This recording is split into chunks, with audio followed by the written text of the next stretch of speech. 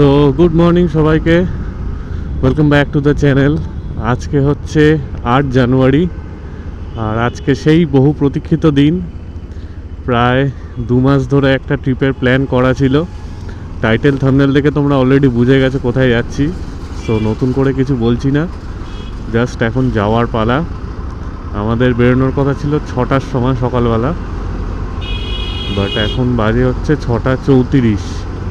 তো বুঝতেই পারছো অলরেডি আমরা লেট।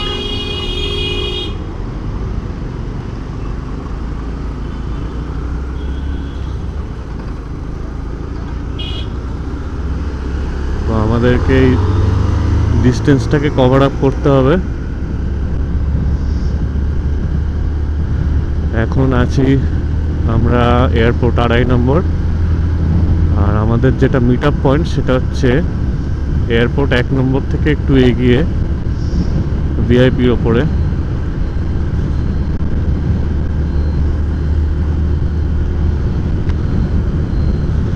আশা করছি খুব তাড়াতাড়ি পৌঁছে যাব। ওরা অলরেডি চলে এসেছে,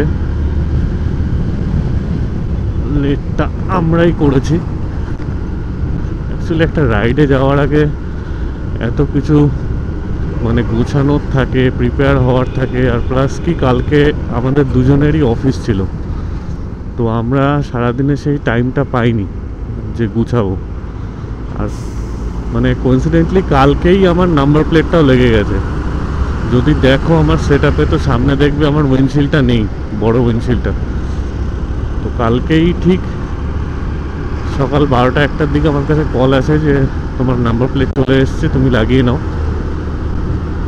তো সেই নাম্বার প্লেটটা এসে লাগানো হলো বিকালবেলা।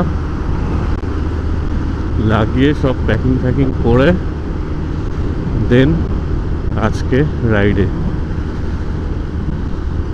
সত্যি যা আনন্দ লাগছে না, মানে অনেক দিন পর আমরা রাইডে বেরিয়েছি। এই হচ্ছে এনটিএ গেট, আর এই যে দাঁড়িয়ে আছে আমাদের রাইডিং পার্টনার।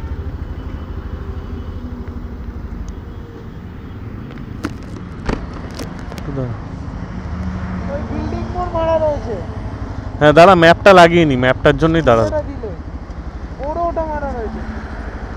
এই হচ্ছে সুমন, আর এটা হচ্ছে দিনের আগের রাইডে দেখেইছো। তো চলো স্টার্ট হচ্ছে।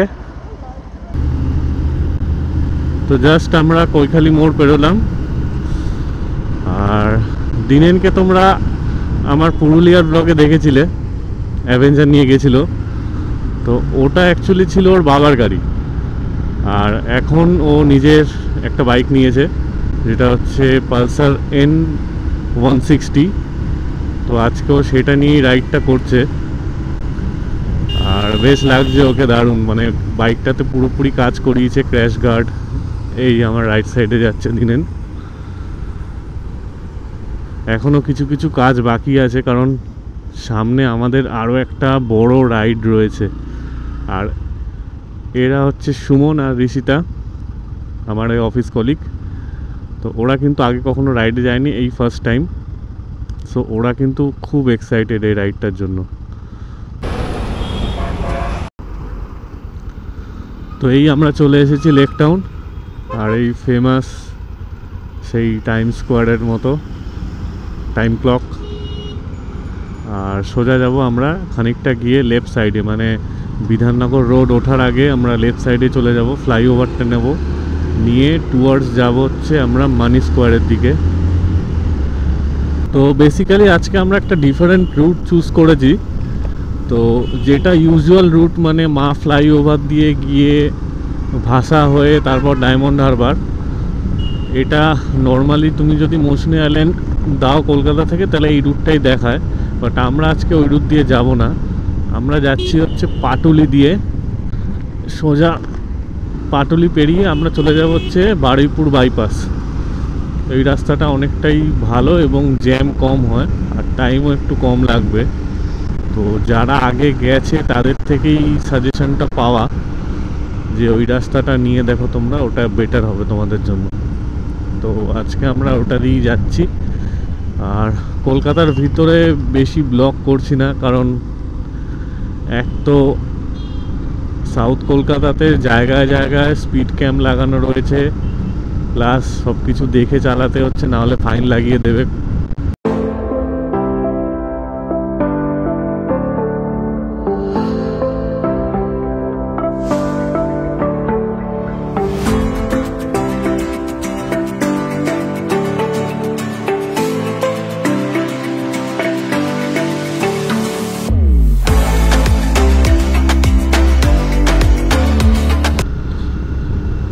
So time update 7:55।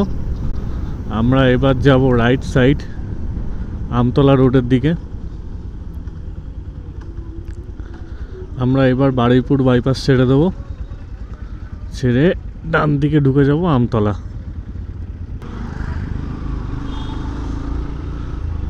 এই রাস্তাতে আগে কখনো আসা হয়নি, এই ফার্স্ট টাইম যাচ্ছি এই রাস্তাটা দিয়ে।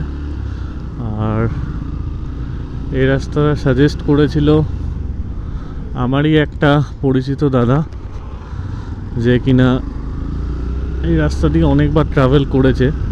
তো সেই বলল যে এই রাস্তাটা বেশ ভালো, এখান থেকে যাওয়া যেতে পারে।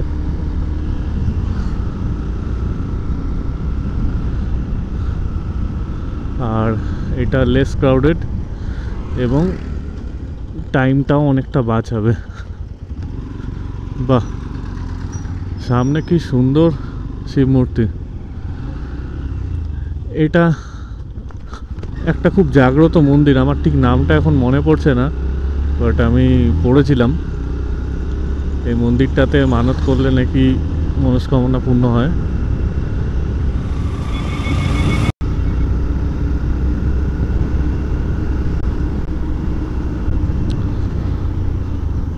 তো আমরা চলে এসেছি জুলপিয়া বাজারে। এখান থেকে মারবো লেফট টার্ন জুলপিয়া রোডের দিকে। আমতলা রোড আমরা ছেড়ে দেবো, সোজাসুজিও যাওয়া যায়। সোজাসুজি গেলে একদম সোজা গিয়ে ডায়মন্ড হারবার রোডে গিয়ে পড়বে, বাট আমরা যাব লেফট টার্ন।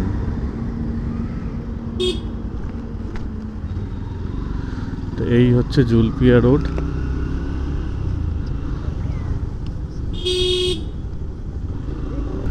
এই রাস্তাটা একটু সরু, কিন্তু রাস্তাটা অনেকটা সিনিক এবং আরামসে যাওয়া যায়,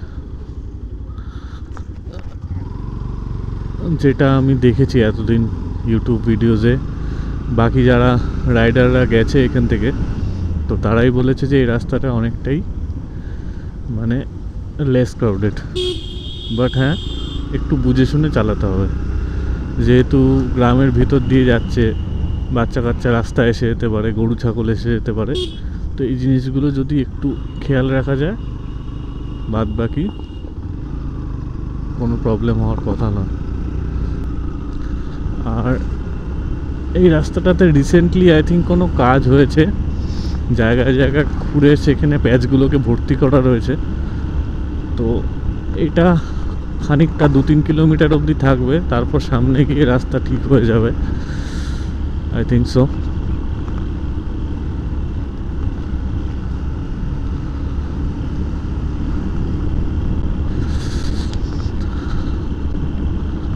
আমার নাকে না মানে খেজুর রসের গন্ধ আসলো কোথা থেকে। যদি পাই তাহলে নিশ্চয়ই খাবো, কারণ আমার খুব ফেভারিট জিনিস খেজুর রস। আর এগুলো আমাদের শহরাঞ্চলে পাওয়া যায় না, এগুলো পাওয়া যায় একমাত্র এইসব গ্রামগঞ্জের দিকেই।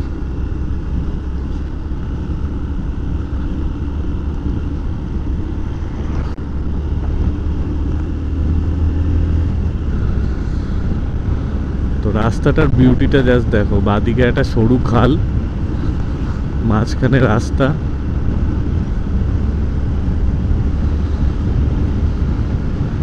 আর ডান দিকে চাষের জমি। বাট একটু কনসাসলি চালাতে হবে, এটাই, আর কিছু না।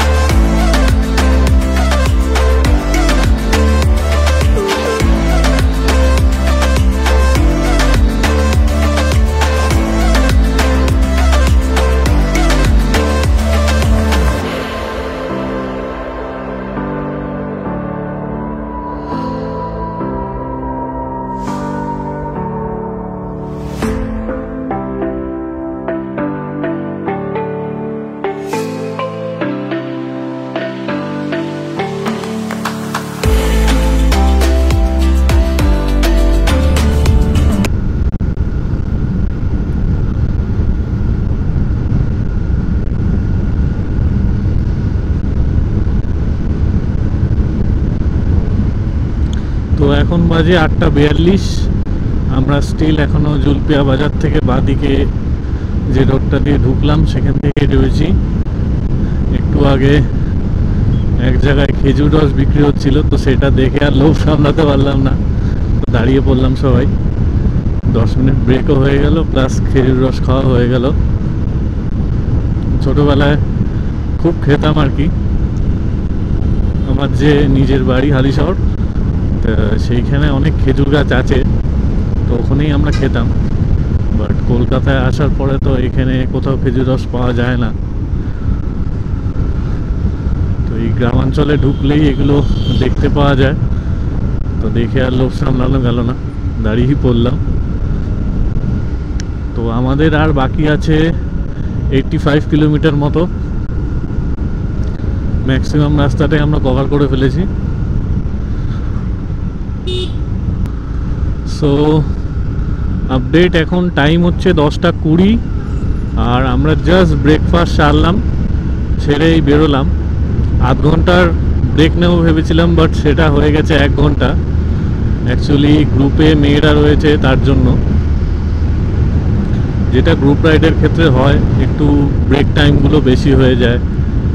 গল্প গুজব করা, ফটো তোলা, এই সমস্ত কারণের জন্য একটু টাইমটা বেড়ে যায়। বাট কই নেই, এসব চলবে। সেফলি পৌঁছানোটাই হচ্ছে মেন।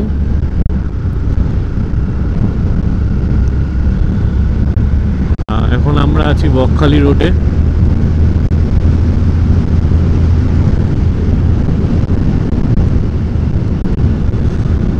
রাস্তা মোটামুটি খুবই ভালো এখান থেকে, তবে সিঙ্গেল লেন, একটাতেই আপ ডাউন সব চলছে, তো সুতরাং একটু কশাসলি চালাতে হচ্ছে।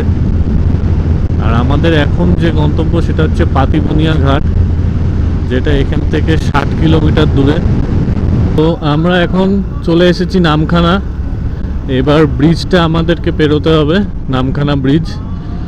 এই ব্রিজটা বেশ কিছু বছর আগেও এই ব্রিজটা তৈরি হয়েছিল না, তখন ওই হাতানিয়া দোয়ানিয়া নদী পেরোতে হতো নৌকা করে। বাট এই ব্রিজটা তৈরি হওয়ার পর থেকে অনেক সুবিধা হয়ে গেছে, এখন আর ওই নদীটা পেরোতে হয় না, এখন ডিরেক্টলি ব্রিজের উপর দিয়ে চলে যাওয়া যায়। তবে নদী আমাদেরকে আবার পেরোতে হবে, যেটা হচ্ছে মৌসুমী আইল্যান্ড যাওয়ার সময় পাতিবনিয়া ঘাট থেকে। সেটা কিন্তু একটা থ্রিলিং এক্সপিরিয়েন্স।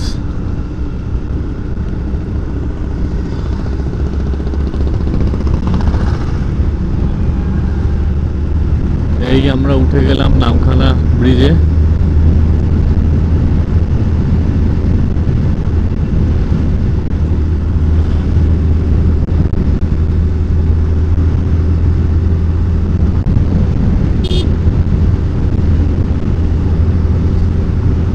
দারুণ ব্রিজটা, দারুণ। কেমন যেন সেকেন্ড হুগলি ব্রিজের মতো একটা টান রয়েছে।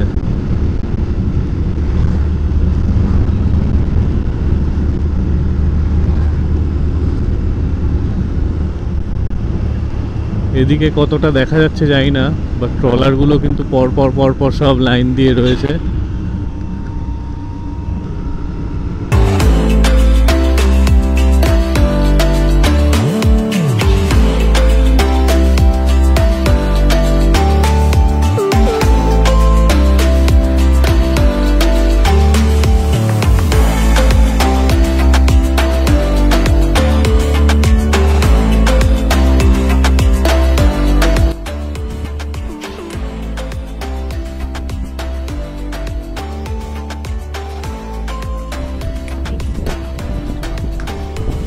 এই যে মিস্টার সুমন, আমাদের গাড়ি সব লোড হয়ে গেছে।